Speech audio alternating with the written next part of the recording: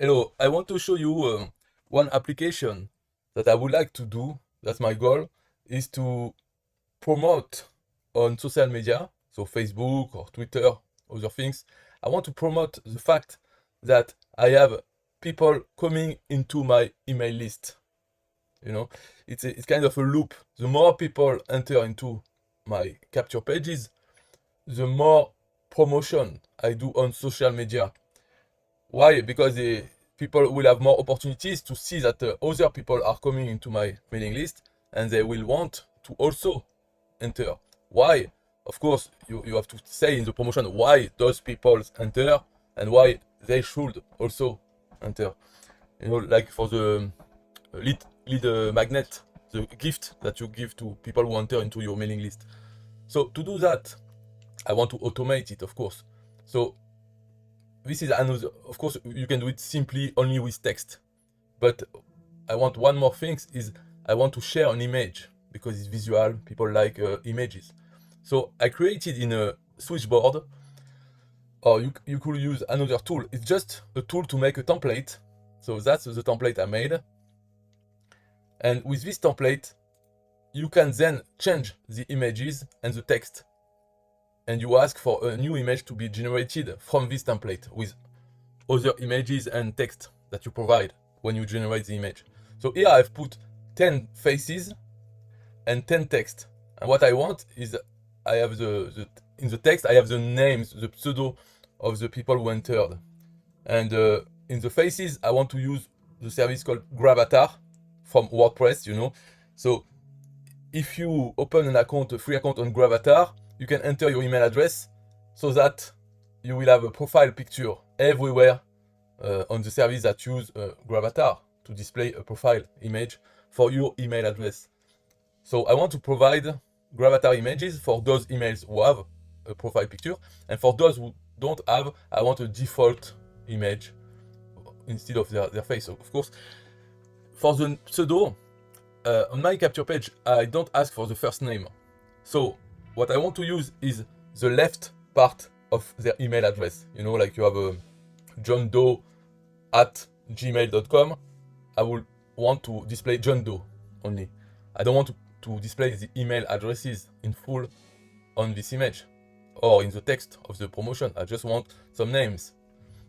So this is a template from Switchboard. Now, how will it work? The mechanism in my email autoresponder. So I use SystemeIO. I made a rule, automation rule, that says for each new subscriber, I want to call a webhook. It's here. And I give the webhook URL from my automation software, which is Pebble Connect. So it could be Zapier or Make or other things. They all can give you a webhook URL as the trigger for the automation workflow. So in my case, I create a workflow in Pebble Connect, which starts with the trigger webhook. So I give this URL to SystemeIO so that it will call this webhook and will provide the email address of my new subscriber. And it does this every time there is a new subscriber in my email list. Okay.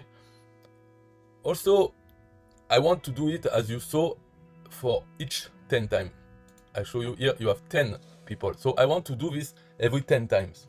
So for this, we need to store each new subscriber and wait until there is at least 10 so we can proceed. So for this, I created a Google Sheet, okay, just like this with email, name, and Gravatar. And so the web here, this webhook that is called should populate this Google Sheet and add the email address, the name, which is the left part of the email address, and a Gravatar URL, the image. So to create this avatar URL, there is a process.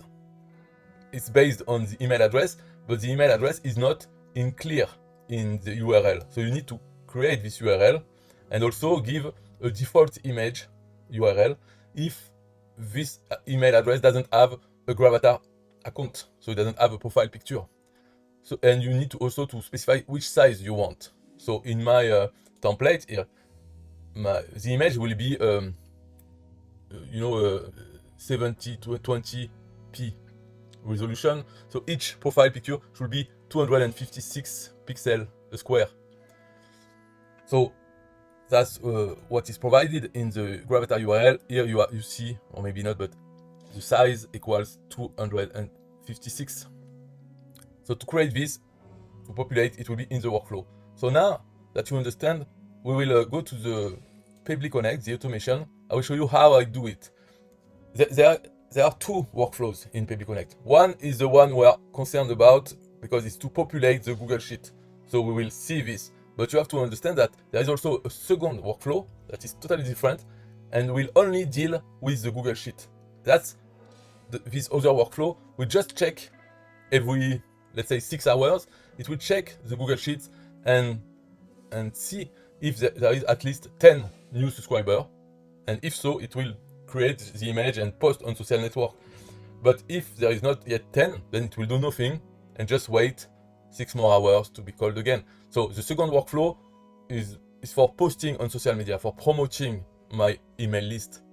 But this one, I called it email ad 1 out of 2, is to send email subscribers to the Google Sheet. And of course, creating the name, so the left part of the URL, and also the gravatar URL. That's why it is a bit longer. But as you can see in Payly Connect, what is good is that you have 3 tasks. You can see in green. So the trigger is always free. But in the actions, you have 3 tasks and paid tasks. So paid tasks count towards your quota. You know, depending on the plan you have on Payly Connect, you have maybe 10,000 paid tasks per month. You have a quota. And the free tasks, they don't count in this quota. So you see, in this long workflow, we will just do an overview. All those tasks are free, so they don't count. And you can see there is only one here, the last one, which is a paid task. So all this workflow counts only as one task in my quota. So every time there is a new subscriber, I pay one quota, one task, which is the last one. Is because it's an external task. It's a task which sends all the information into my Google Sheet. Add a new row in the Google Sheet. So in the free tasks, they're all text manipulation. I don't know if you are really interested into doing the same as me. So bear with me. If you want a very simple way to do it, you will not generate an image. You will just maybe do the pseudo part, you know, the name. I don't know. So you will not have to do so much manipulation, but it's not very hard. Here in the webhook, we get the email address. So what I did first here, I do a trim, which is not necessary, but is to remove spaces in front or after the email address. But usually there is no spaces. But why I do that is because then on the subsequent actions, I use this action result.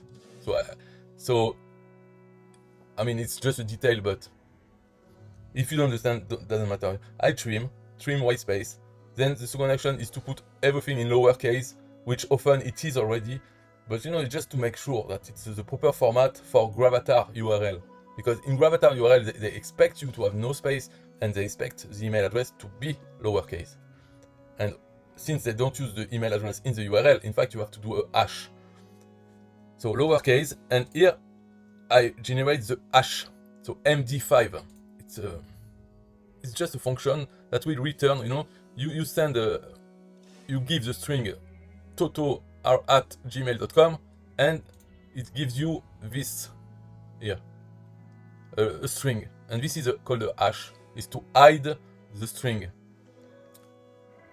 This is for to be anonymous, so that in the URL of Gravatars you don't have the email addresses. Otherwise, spammers will be happy to scrap all Gravatar URLs for the pictures and get the email addresses. But here they can't, because in the URL you have only the hash, MD5 hash, which you cannot reverse. You cannot, from this, you cannot go back to this.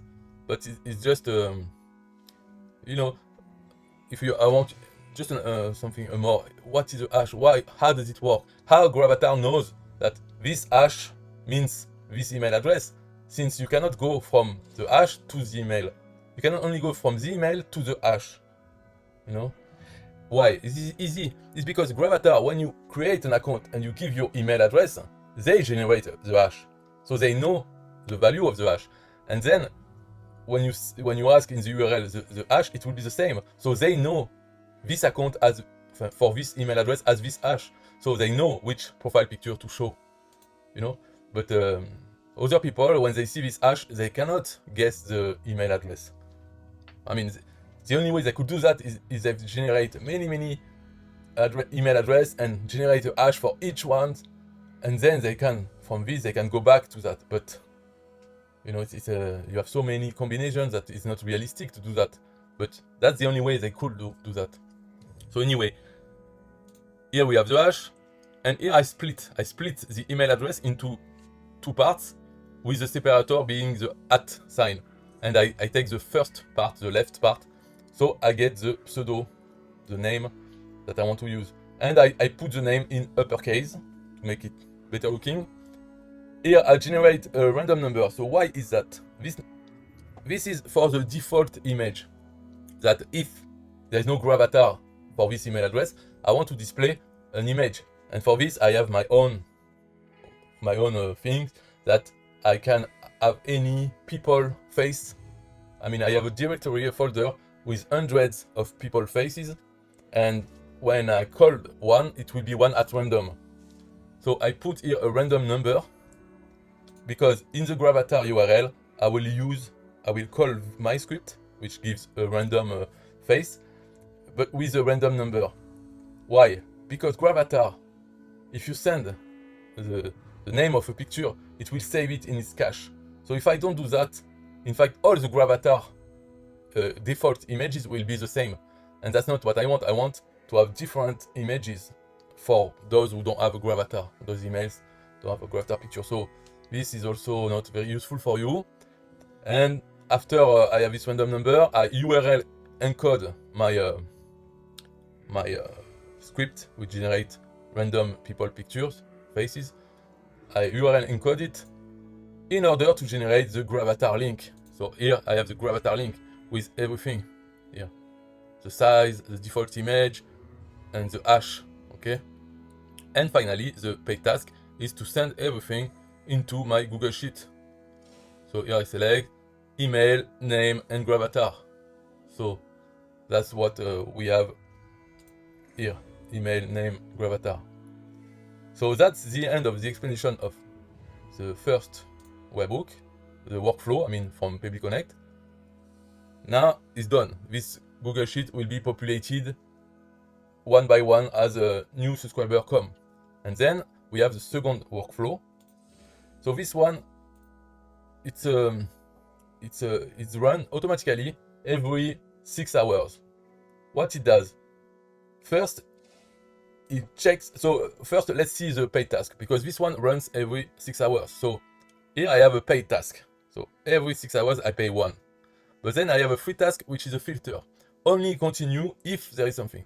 So here I'm paying every 6 hours, one task.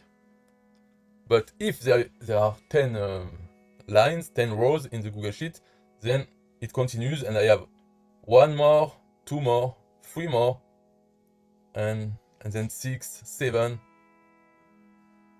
So after it continues, you know, this workflow can cost many tasks. Why? Because there is everything in this workflow. It will do the social media promotion. So here I post on Facebook group, I post on Twitter, I post again on another Facebook group, and then I stopped. But in fact, I have a lot of Facebook groups, so I could add more and more. Yeah. So it doesn't matter. Really, this is promotion, social media promotion. It costs one task every time you want to post somewhere, for sure. So let's see the logic of this. It checks, it gets the number 10 row, and it sees, is it empty? If it's empty, it means that there are less than 10 new subscribers. So if it's empty, we don't continue. So this workflow stops here. But if it's not empty, then we get the 10 rows. Okay, so here we see a Google Sheet, get rows. I do the range, so from A2 to C11, and I get everything. So all the values, and then immediately I delete those 10 rows. So if, for instance, in the 6 hours there was 15 new subscribers, so it will take the 10 first row, delete them, and continue. So in the next 6 hours, when it will be checked, if there is no new subscriber, there will be only 5 rows left. So it will not continue, and it will wait. This is so that every 6 hours, I mean, if I get a lot of subscribers, every hour, a lot of subscribers, it will accumulate in the Google Sheets, and every 6 hours, it will publish for 10 new subscribers, and etc. until it has finished. Of course, if I was personally, if I was getting 100 new subscribers every day, so it will be, I mean, at this rate, 6 hours, it's only good for 40 people per day. So if I was getting 100 every day, then the Google Sheet will fill up, and we will never be able to empty it. So we will need to increase either the frequency of posting. Instead of every 6 hours, it will be every hour, to try to clear the backlog. Or we will try to do another way. That is, take 100 rows per run. And for the image, maybe reduce the size of the profile, or take 100 but only promote for 10. Do something else. So you need to adapt this. For my case, it's fine. 10 every 6 hours is fine for my the frequency of my lead captures.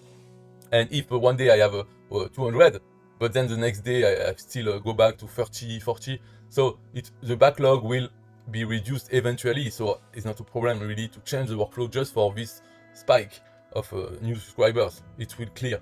The goal of this is not to be accurate, like, oh, those are the real 10 newest people who have subscribed to my email list. It's not this goal. The goal is to promote the fact that people are entering into my email list. So other people who see those promotions, they will think, oh, okay, you have people coming. Maybe there is something inside that could benefit me also.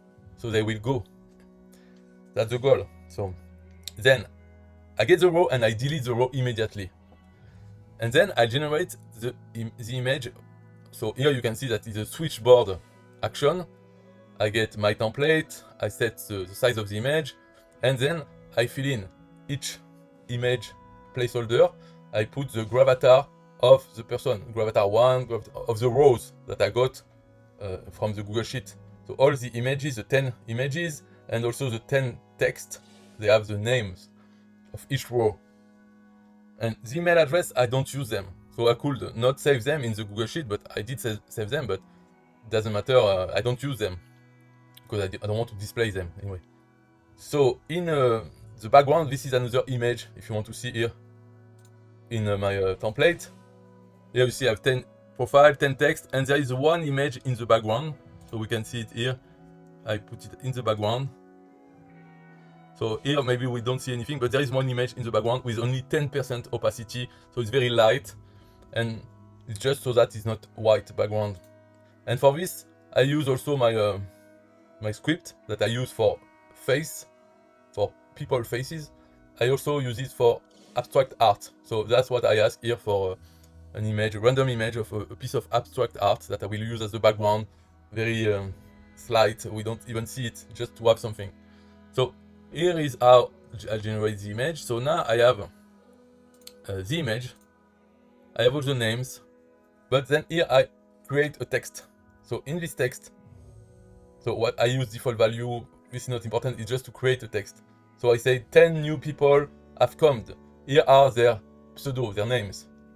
This, and this. If you want to join them, it's here, and I put the URL of my capture page.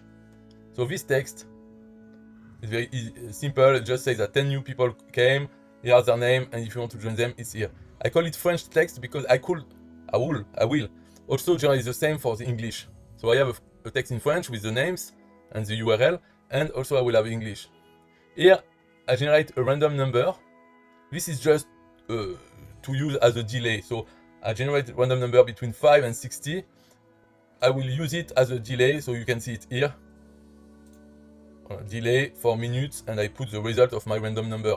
Why? It's because I don't want to post everything in all social media at once, especially on Facebook or other social media where I have several places to post.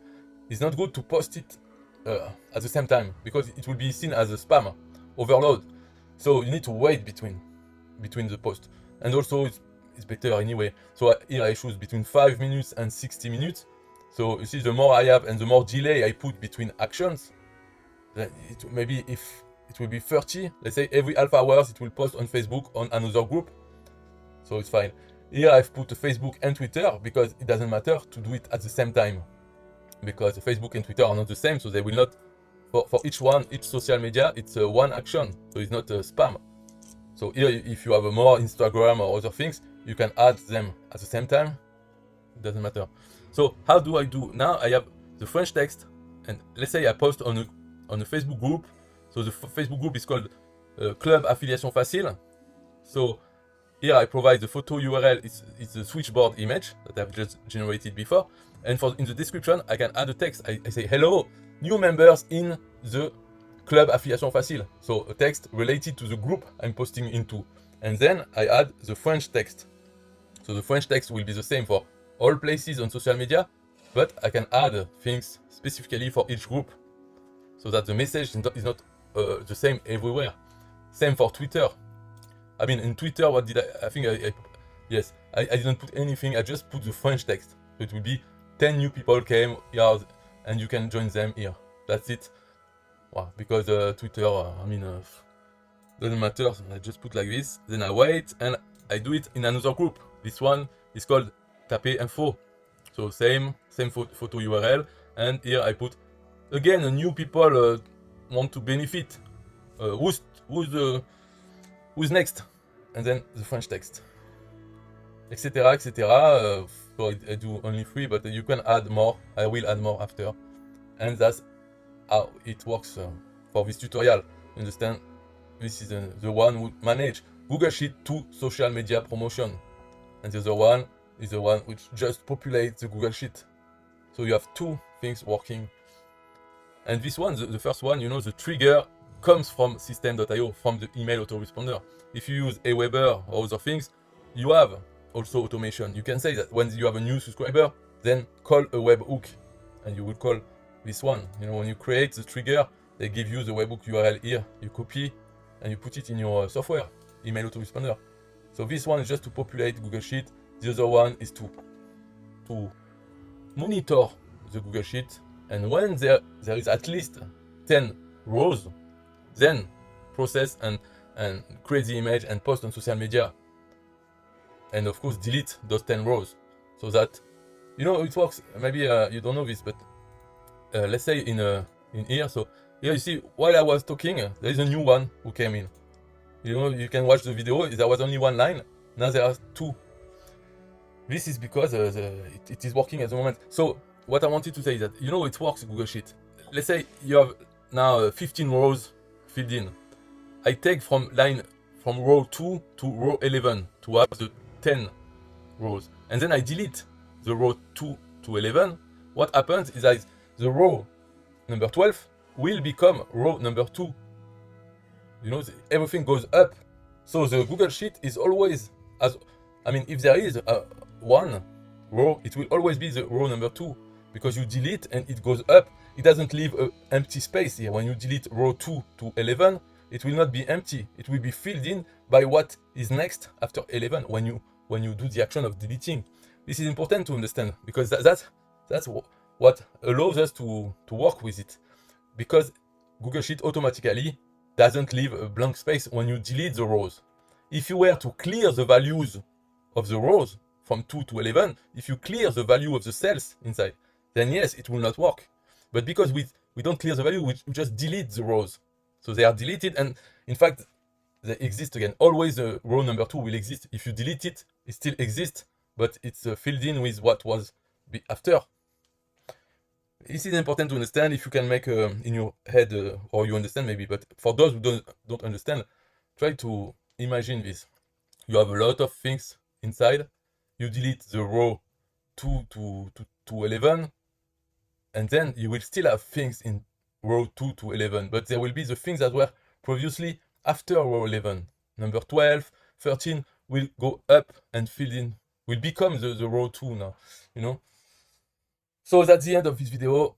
If you have some question, you can always ask in the comments. Bye bye.